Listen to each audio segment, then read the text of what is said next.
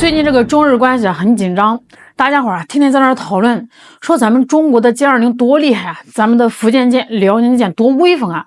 说小日本要是看到咱们这个钢铁洪流，是不是得吓尿裤子呀？咱们很多朋友心肠好，觉得咱们现在强烈啊，日本肯定怕咱们的武器。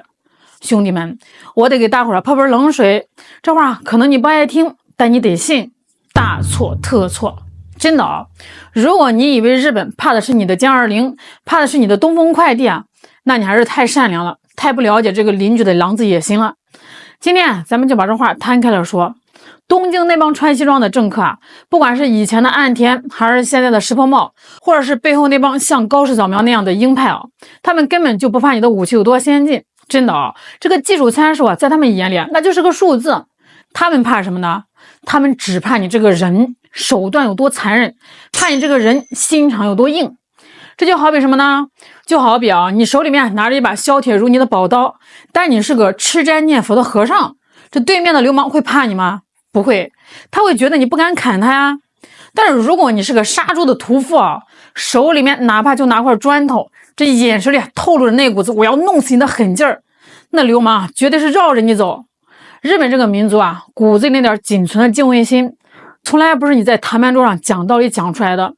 你跟他说什么中日友好，说一衣带水，他表面鞠躬，心里面啊指不定在磨刀呢。那他们的敬畏心是哪儿来的？我告诉大家啊，是被两个狠人给治出来的。一个呢是苏联的红军，在西伯利亚零下40度的冰天雪地里啊，给活活冻出来的。另外一个啊，就是美国那个疯子将军柯蒂斯·李梅，用几万吨燃烧弹给硬生生烧出来的。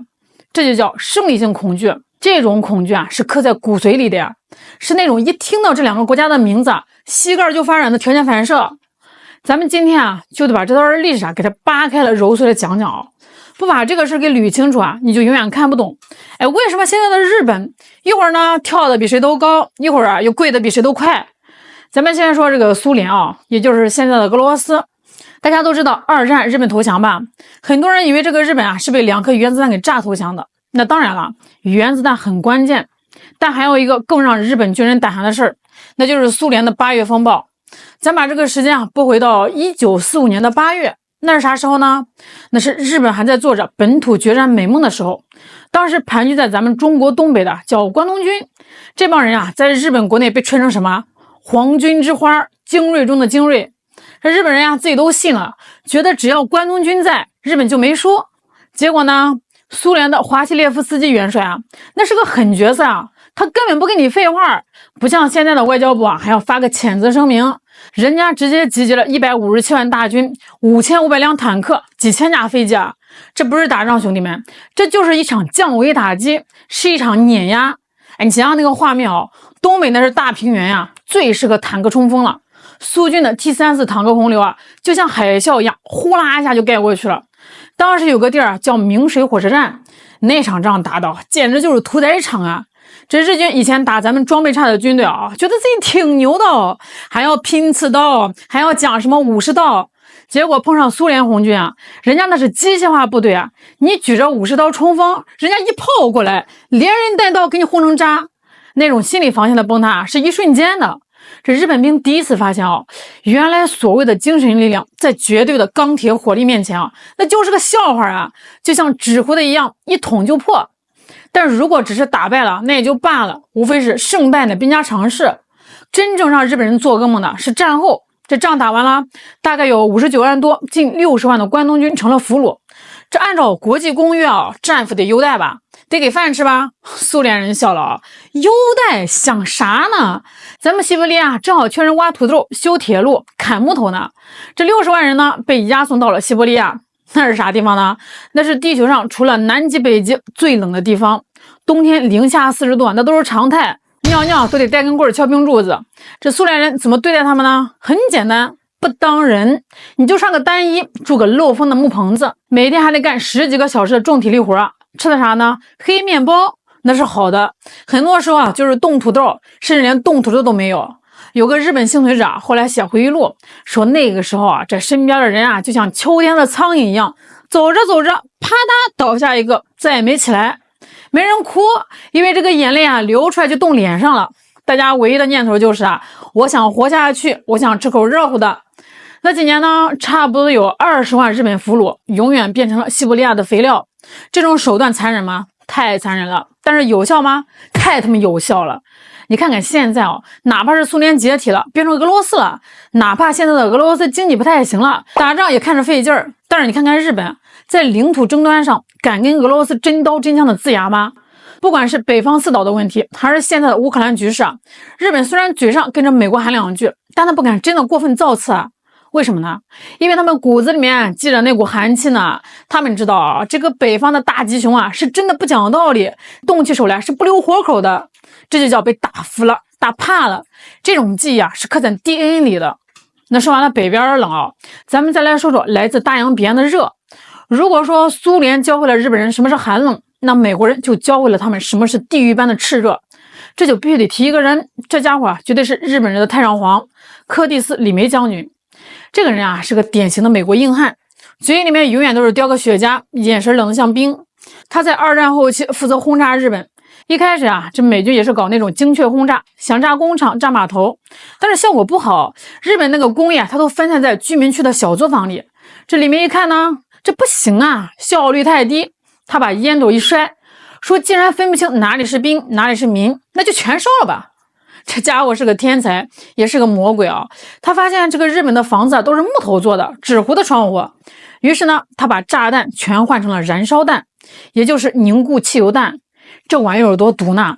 它爆炸后不是炸飞你，它是把一种粘稠的胶状物甩得到处都是，粘在你身上，你拍都拍不灭，越拍火越大，直到把你烧成炭。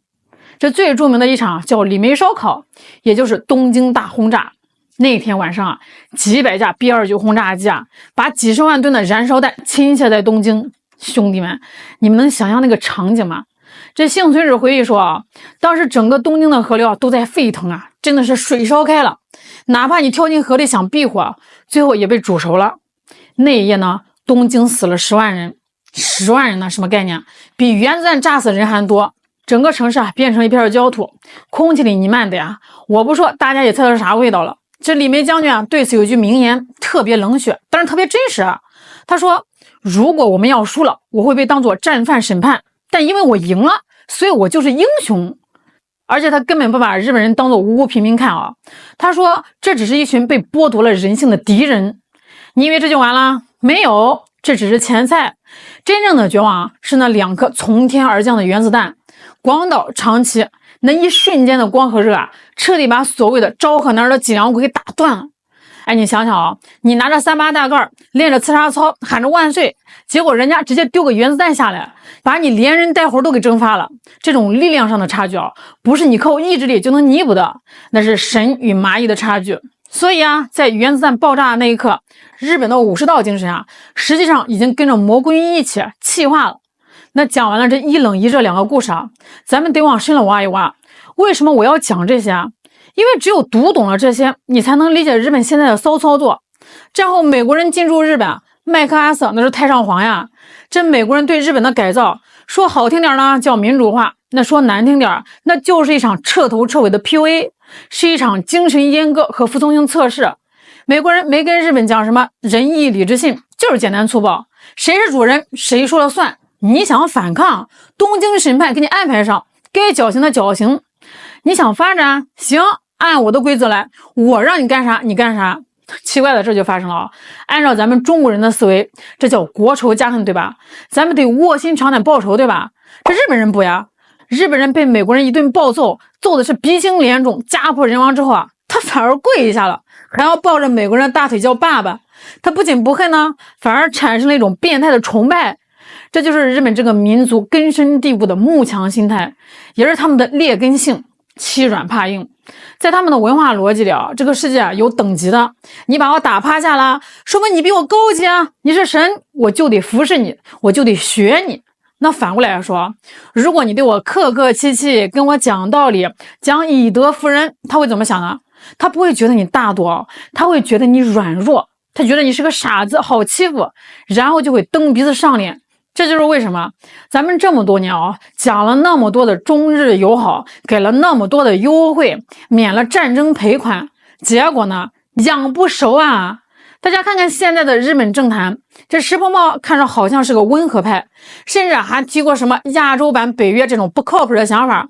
但是你要看透本质啊，日本政坛的风向标早就变了。特别像高市早苗这种极右翼势力当上了首相，他们的声音非常大，代表了很大一部分日本精英的想法。他们想干嘛呢？修宪扩军，让日本成为所谓的正常国家。最近不是又在台湾问题上大放厥词啊，说什么台湾有事就是日本有事，这就是典型的找死行为啊。但他们为什么敢这么说？因为他们觉得背后有这个美国撑腰。你看特朗普来日本啊，高盛的谄媚的样都知道了。这日本这帮人啊，肯定要屁颠屁颠跑去送钱，买美国的破烂武器，签不平等的贸易协定啊，甚至承诺把防卫费提高到 GDP 的2%。他们以为啊，只要给这个美国爸爸交了保护费，只要表现的像个听话的看门狗，美国就会保护他们，他们就有资本跟中国叫板。这帮人啊，是记吃不记打呀。他们完全忘了，美国人那是做生意的，关键时刻是会把你给卖了的。他们也忘了啊，现在的中国早就不是1937年的中国了。所以我的朋友们，最后啊，我想跟大家说句掏心窝子的话，面对这样一个邻居，面对这样一个有着受虐倾向和慕强心理的国家，我们该怎么办呢？千万别再抱有什么感化他们的幻想了，别以为咱们展示一下歼20，他们就会真怕。他们现在看着歼20啊，心里面想的是，我要怎么依靠美国爸爸来对付你，或者是我也要搞个5代机，这是技术层面的博弈，触动不了他们的灵魂。真正的威慑不是展示肌肉，而是展示决心。咱们得让他们明白啊，如果他们敢在台湾问题上跨过红线，如果他们敢配合美国在这个地区搞事儿，那等待他们的不会是口头谴责，也不会是普通的局部冲突，等待他们的将是比8月风暴更猛烈的钢铁洪流，是比李梅烧烤更精准更毁灭性的打击。要让他们知道，这一次啊，如果再输，可能就没有什么战后重建了，甚至连那个岛还在不在都不好说了。那只有当我们拥有了那种让他亡国灭种的绝对实力，并且让他们清晰的感受到我们敢于使用这种力量的意志时啊，这日本啊才会真正的学会怎么做一个守规矩的邻居。真理永远只在大炮的射程之内，而对于日本，尊严啊只存在于被彻底打服之后。好啦，今天咱们就聊到这儿啦，别忘了强国之路啊还得靠咱们自己一步步走出来。我是肖兰，我们下期再见。